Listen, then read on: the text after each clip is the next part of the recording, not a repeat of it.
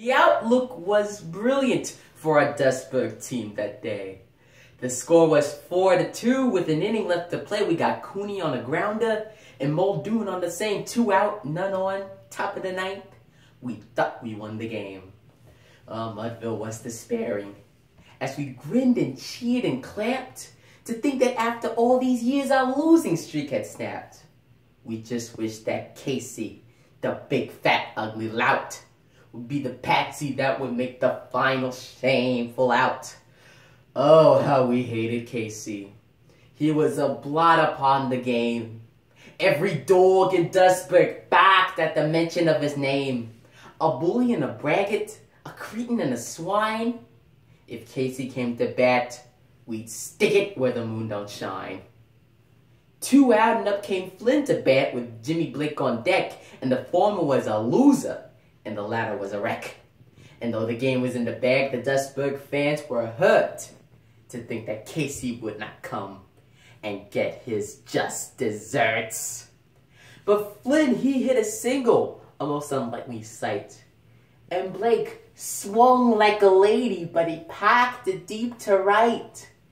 And when the dust had cleared and fickle fate had beckoned, there was Flynn a hugging third, and Jimmy safe at second. And from every Duisburg throat there went out a mighty cry, "Send in the slimy grease ball and let him stand and die. Throw the mighty slider and let him hear it whiz, and let him hit a pop-up like the pansy that he is."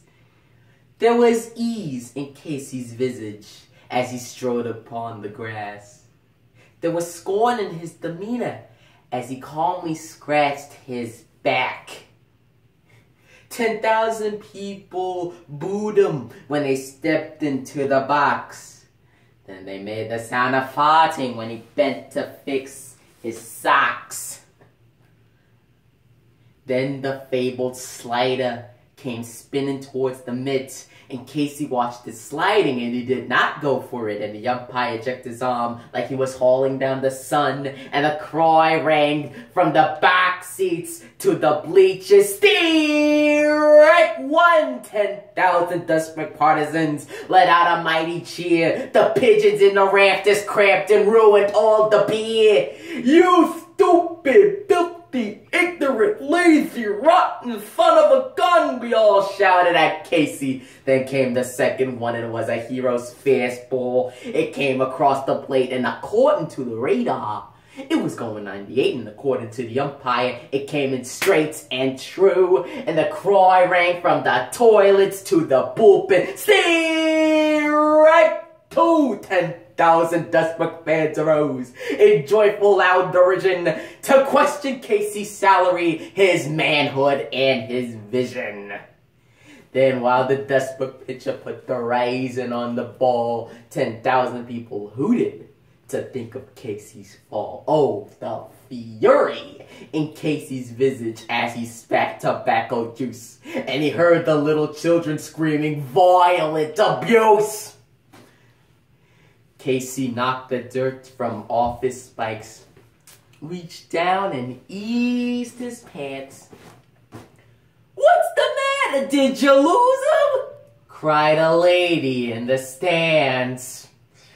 Then the Duisburg pitcher stood majestic on the hill, and he leaned in towards the plate, and then the crowd was still.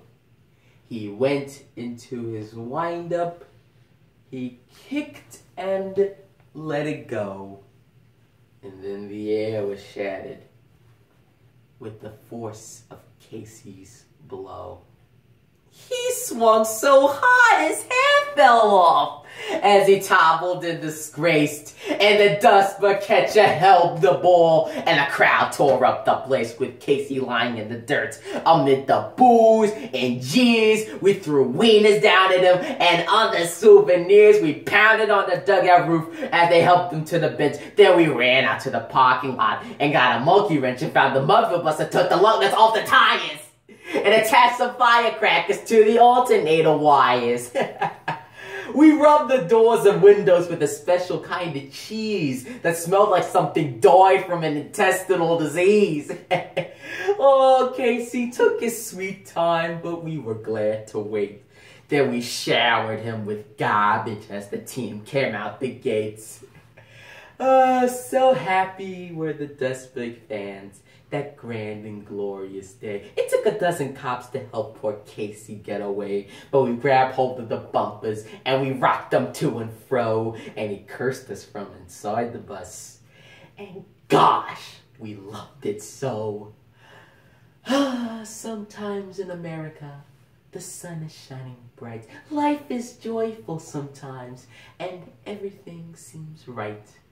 But there is no joy in Dustburg. No joy so pure and sweet as when the mighty Casey fell, demolished at our feet.